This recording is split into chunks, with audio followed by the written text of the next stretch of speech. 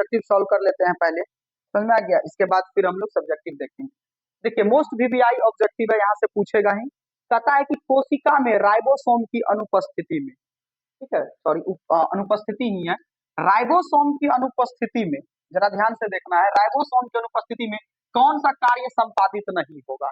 सीधा सीधा कहने का मतलब ये हो गया कि अगर राइबोसोम नहीं होगा तो क्या नहीं बनाएगा। तो आप देख लीजिए राइबोसोम क्या बनाता था, प्रोटीन बनाता था। तो इसका मतलब अगर वो नहीं होगा तो प्रोटीन का संश्लेषण नहीं होगा। ऑप्शन नंबर सी गो।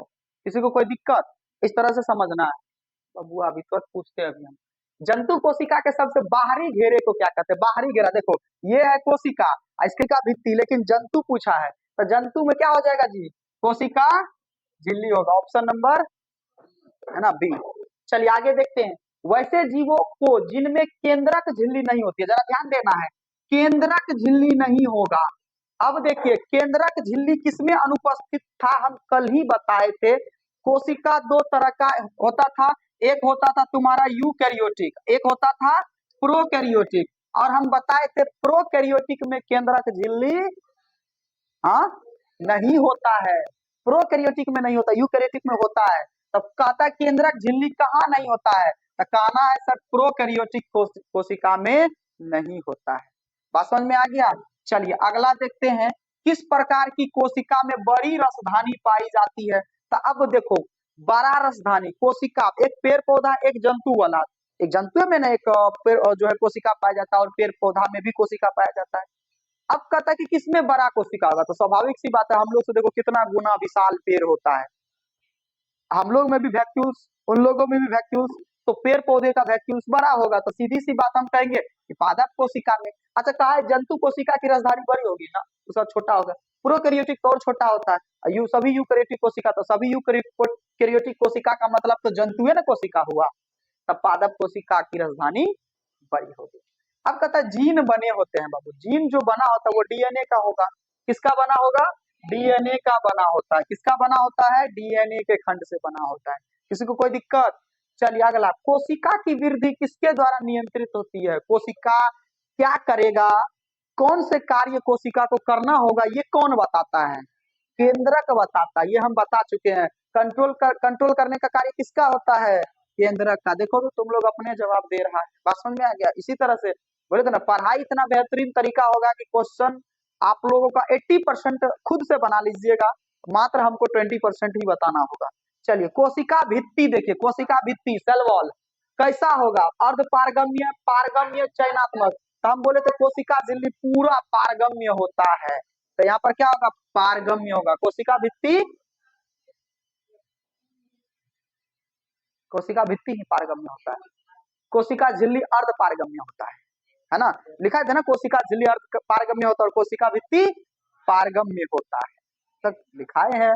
चलिए नेक्स्ट,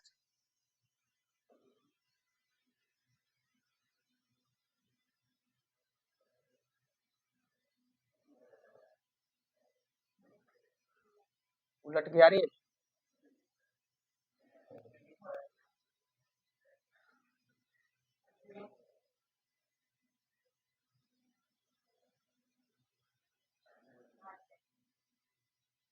ठीक है तेरा हो गया।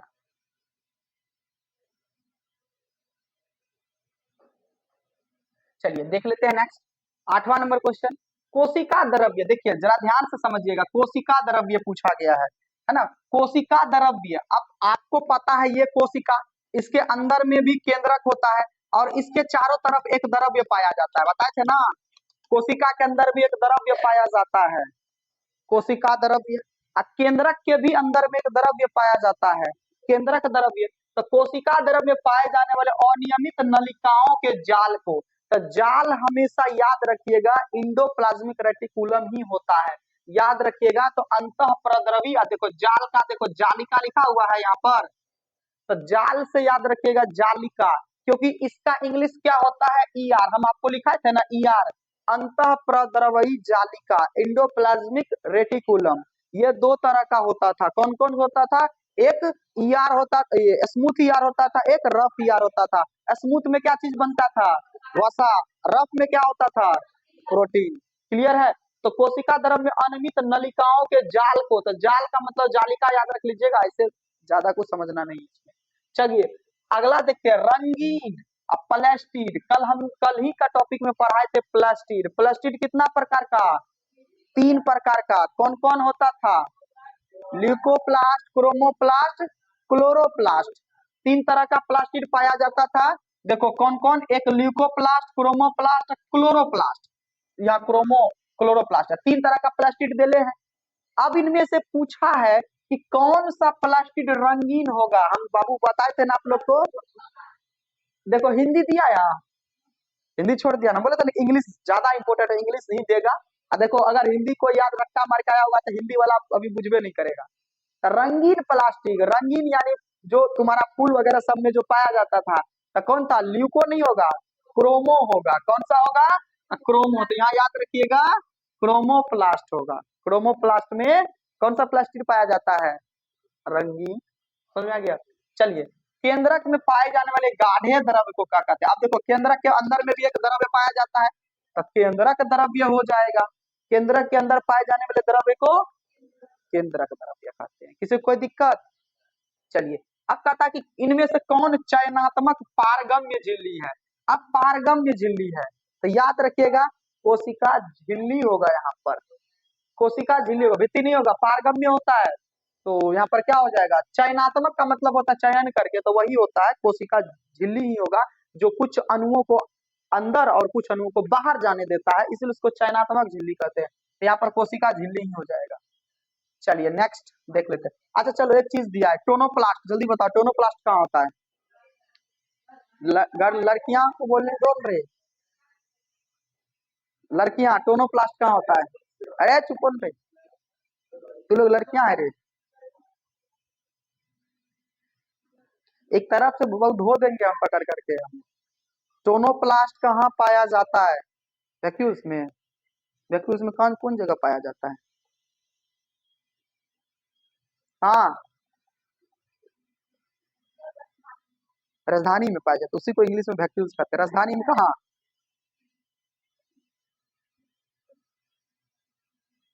यही पढ़ाई करते हो। देखो रसधानी के जो है वैक्यूल्स आपको पढ़ाए थे ना, ये जो वैक्यूल्स होता है रसधानी के बाहरी झिल्ली को टोनोप्लास्ट कहते हैं। रसधानी में थोड़ी ना पाया जाता है कुछ हो, रसधानी के बाहरी झिल्ली को टोनोप्लास्ट कहते हैं। बात समझ में आ गया? चलिए निम्नलिखित कोशिकाओं में किसे आत्मघाती, देखो आत्मघाती यानी आत्महत्या की थैली कहते हैं, जल्दी बताइए। लाइसोसोम। चलिए अब बताइए, लाइसोसोम को तो आत्मघाती थैली कहते हैं, लेकिन इसे कहते क्यों? इसमें ऐसा क्या चीज पाया जाता है? लड़कियां जवाब देगी, लड़का नहीं जवाब देगा। कौन रे? उस जहर का नाम क्या? जल्दी बताओ। जहर तो पाया जाता, जहर का नाम? हाँ अब घटक जाएंगे। और कुछ था, क्या था जी? क्या था? अब घटक एंजाइम क्या था रे? उस एंजाइम का नाम क्या था? जल अपघटक एंजाइम था। एक और से मतलब नहीं समझता है। जल, अब वहां पे कुछ और रहेगा तो जल अपघटक एंजाइम पाया जाता है। ठीक है। आत्महत्या की थैली से क्यों कहते हैं? क्योंकि इस लाइसोसोम में कौन सा एंजाइम पाया जाता है? जल अपघटक। ठीक है, इसीलिए इसे सुसाइड बैग कहा जाता है, याद रखिएगा। ये जहर है एक प्रकार का, जहर दूसरे पे छिड़क देगा, बेचारा उसका राम नाम सत्य हो जाएगा। बताए थे ना ये वाला टॉपिक। चलिए आगे देख लेते हैं हम लोग।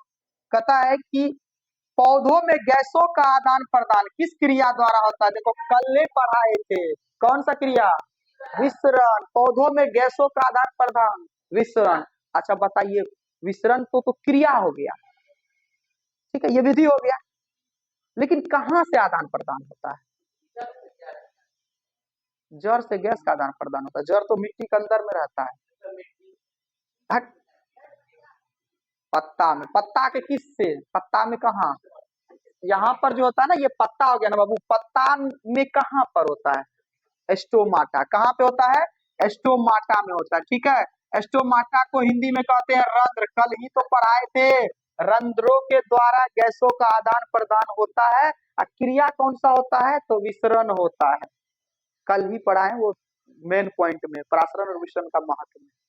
अभी सारा आठों का आठों महत्व पूछते हैं। जब किसी जीवित कोशिका को अति, है ना, पराशरी विलयन में डाला जाए तो क्या हो जाएगा? कोशिका फूल जाएगी, कोशिका एक जैसे रहेगी, और क्या है, कोशिका संकु, यही है ना। चलो, और कोशिका संकुचित हो जाएगा। चलिए, उतना जरूरी नहीं था, चलिए नेक्स्ट देख लेते हैं। हो गया, इतने तो था रे, तो उसमें ही था।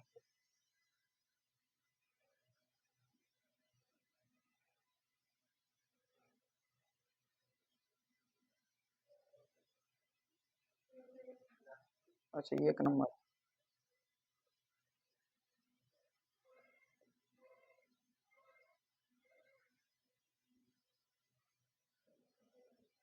हाँ चलो यहाँ।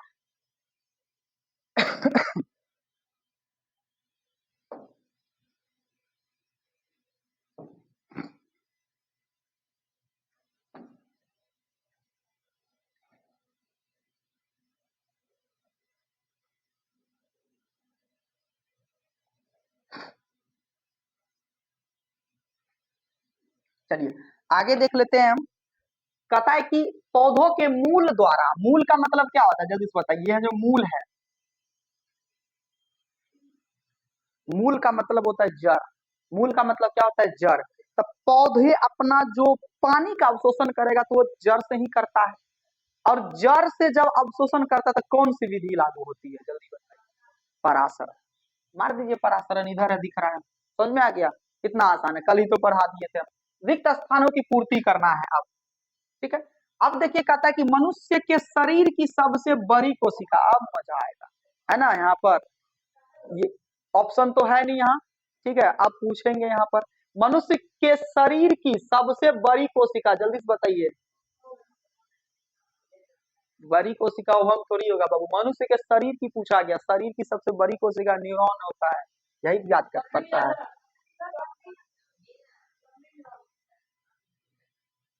तो लंबी के बारे में ही पूछा गया यहाँ पर, ये मनुष्य का सबसे लंबी ही कोशिका के बारे में पूछा है, ठीक है। लेकिन यहाँ जो क्वेश्चन पूछा है, बता देते हैं, यहाँ जो क्वेश्चन पूछा है वो लंबी ही पूछा है, न्यूरॉन। आप आंसर भी चेक कर लेना, न्यूरॉन ही होगा यहाँ पर, वो ओवम नहीं होगा, अंडाणु नहीं होगा। बात समझ में आ गया? चलिए अगला देख लेते हैं। कोशिका भित्ति डैश की बनी होती है, आप बताइए। सेल वॉल किसका बना होता है जी? सेल मेम्ब्रेन किसका बना होता है? प्रोटीन का, ठीक है। तो ये भी सारा चीज पढ़ाया हुआ है। तो सेल वॉल किसका बना होता है? तो कहिएगा सर, सेल्यूलोज का बना होता है। किसका बना होता है? सेल्यूलोज का बना होता है। क्लियर है यहाँ पर? चलिए नेक्स्ट, राइबोसोम डैश के ऊपर मुख्यतः पाए जाते हैं। तो अब बताइए राइबोसोम कहाँ पर पाया जाता है? आप ही जल्दी से बताइए। तो कहिएगा, याद रखिएगा, राइबोसोम कहाँ पे पाया जाता है? तो याद रखिएगा ईआर पर, है ना, इंडोप्लाज्मिक रेटिकुलम, जिसको हिंदी में हम लोग क्या कहते हैं? अंतः प्रद्रवयी जालिका, ठीक है। इंग्लिश में शॉर्ट फॉर्म में ईआर, इंडोप्लाज्मिक रेटिकुलम। किसी को कोई दिक्कत? चलिए नेक्स्ट देख लेते हैं। क्रोमोसोम डैश एवं डैश के बने होते हैं। तो सबसे पहला बाबू, क्रोमोसोम डीएनए का बना होता है, और दूसरा क्रोमोसोम में प्रोटीन होता है, तो प्रोटीन का बना होता है। क्रोमोसोम डीएनए एवं प्रोटीन का बना होता है। आगे देखते हैं, जीवाणु कोशिका में डैश नहीं पाया जाता है। तो जीवाणु कोशिका होता है ना, उसमें क्या नहीं पाया जाएगा? केंद्रक नहीं होता है, कोशिका झिल्ली भी नहीं होती है। तो यहाँ पर क्या हो जाएगा? केंद्रक। केंद्रक झिल्ली भी है,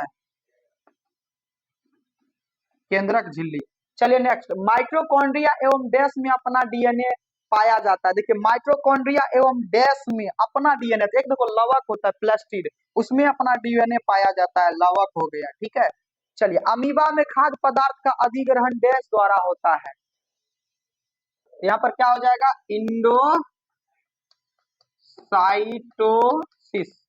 ठीक है, इंडोसाइटोसिस के विधि के द्वारा होता है। अब अनुवांशिक गुणों का संवहनी, तो जीन हो गया यहाँ पर, क्लियर है। तो जीन के द्वारा होता है। तो ये आपका कुछ ऑब्जेक्टिव था जो वीवीआई था इस चैप्टर से रिलेटेड, पूरा का पूरा। ऐसा एक भी हम लोग क्वेश्चन इसमें नहीं देखे जो नहीं पढ़ा हुआ था। तो हर एक क्वेश्चन जो अभी तक में जो हम लोग पढ़े हैं सेल चैप्टर का, पूरा पढ़ाया हुआ था।